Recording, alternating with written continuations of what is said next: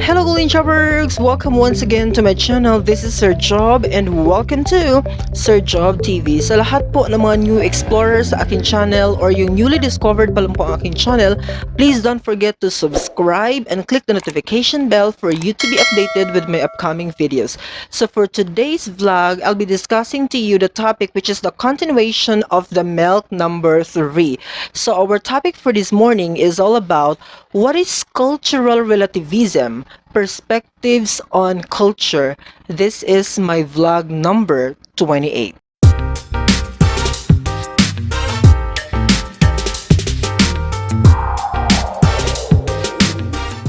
This is actually a perfect opposite of my discussion last video because actually I am talking last time with ethnocentrism. That means we are judging other culture by using our own standards. Now, ang topic na ito ang magbibigay sa inyo ng kalinawan why we should have to understand and appreciate other cultures from different places around the world. So that's basically the most important. So what is cultural relativism in the first place? Let us understand and let us dissect the definition of the word cultural relativism.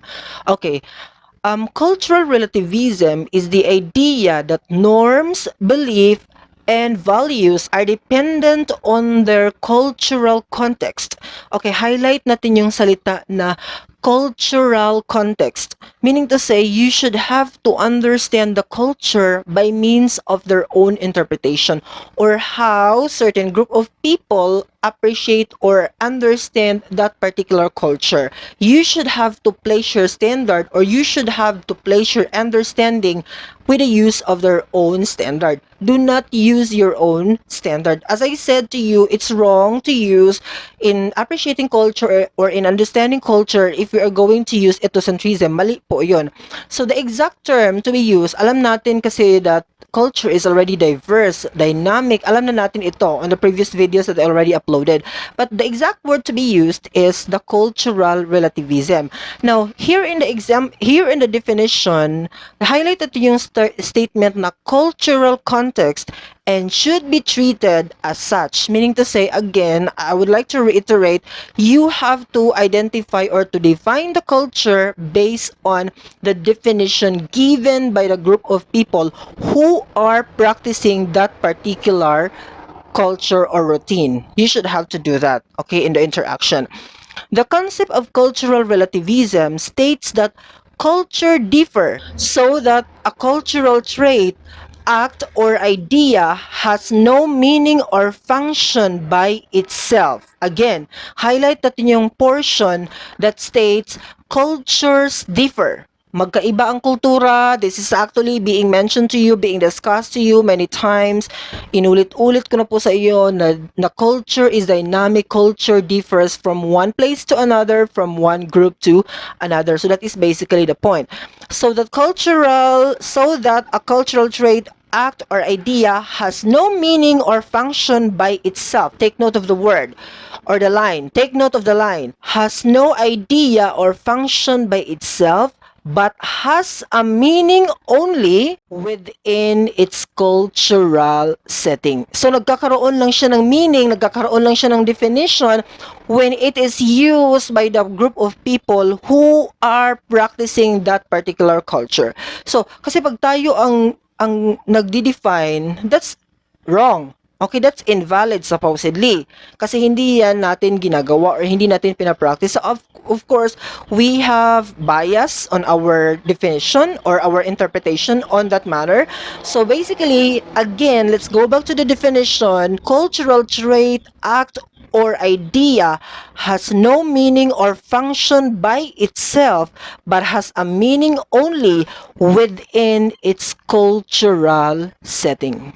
So to understand further, I'll give you one example. And this is common, and I know that within this example, I think you could be able to connect more sa ating discussion for this morning. This is a short video, and I hope you could be able to get the gist of what is cultural relativism all about right after watching this particular video. Okay, our example is marriage is monogamy among the Christian. Okay, marriage is monogamy among the Christian. From the word monogamy, meaning to say the ratio is 1:1, one girl and one boy, one female and one male. Ganun ang kanyang pairing. Okay? When we speak of marriage is monogamy among Christian, but polygamy among the Muslims. From the word poly, meaning it's more than one. Okay, merong isang lalaki and then apat ang kanyang wife. For example, in the Muslim community, this is allowed. So that's how you see the diversity or the dynamics of culture at the end of the day. So that's basically one of the perfect example.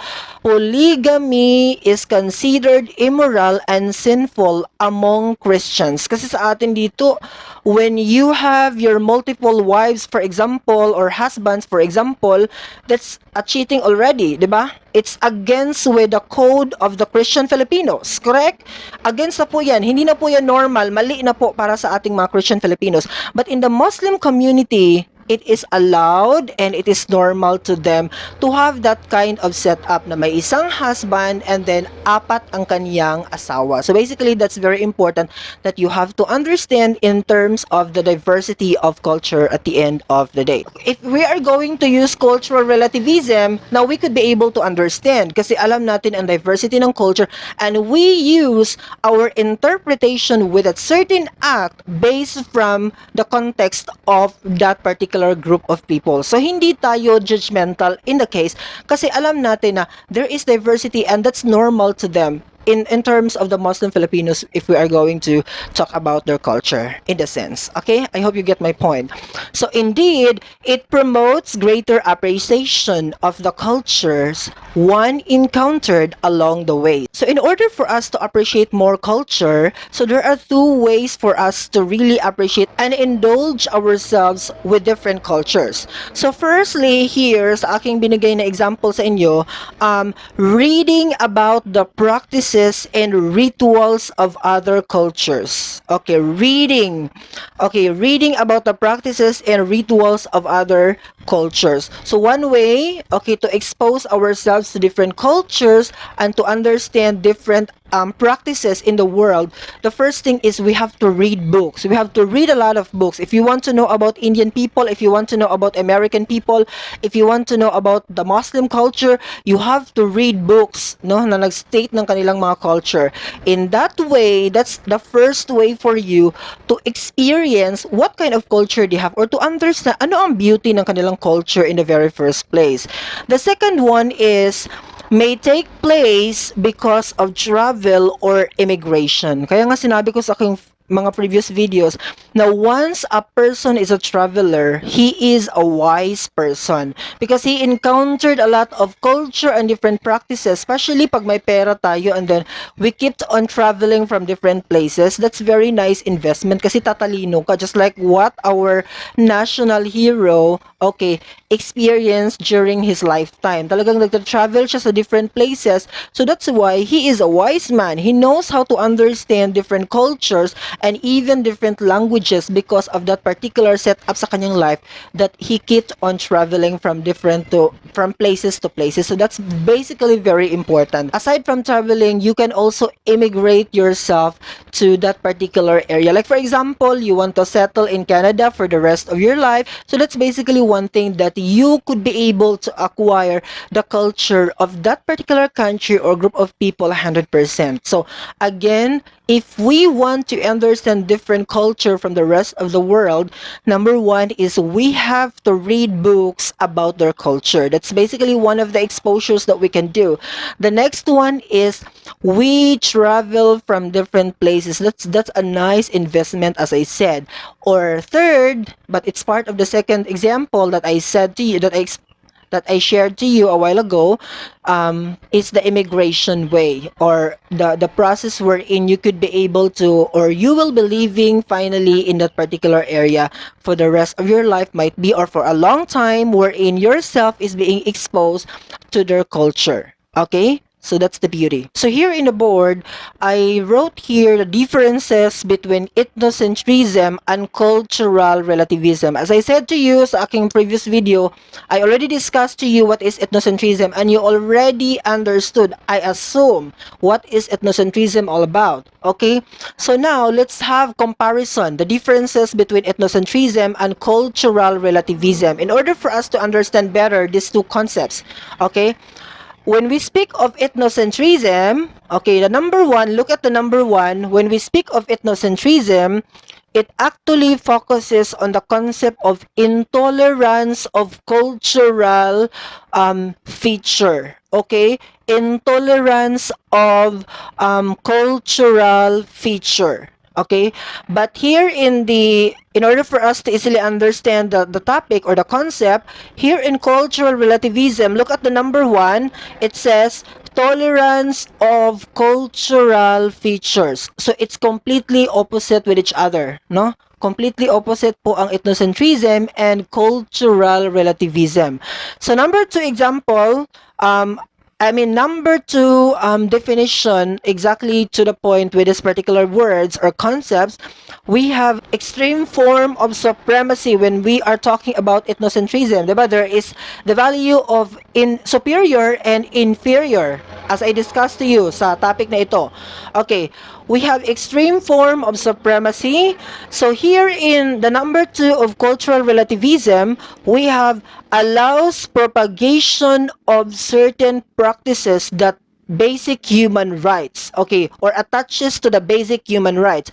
So here, I am supreme, I am the best, I am number one, and the rest are inferior culture. Yan ang claim ng ethnocentrism. But here in cultural relativism, everybody is allowed to be developed and everybody is allowed to be recognized and to be respected, most importantly dito sa cultural relativism. So that's how they differs from each other. Okay, let's proceed. So number three, we have here the idea of when we are speaking ethnocentrism, it is insensitive to other cultures. Insensitive to other cultures. Pagdating dito sa cultural relativism, shows high cultural sensitivity. Insensitive, but dito sa cultural relativism, shows high cultural sensitivity. So, that's how they differs from each other. So note, the basis for evaluation differs according to the view employed. Now, after listening my discussion from my previous video, which is talking about ethnocentrism, and now I am discussing to you cultural relativism, my question to you is, which is more better to be used in the interaction, or as a social actor, which is more better to be used? Ethnocentrism or cultural relativism, kasi it differs on how you are going to interpret with the other culture.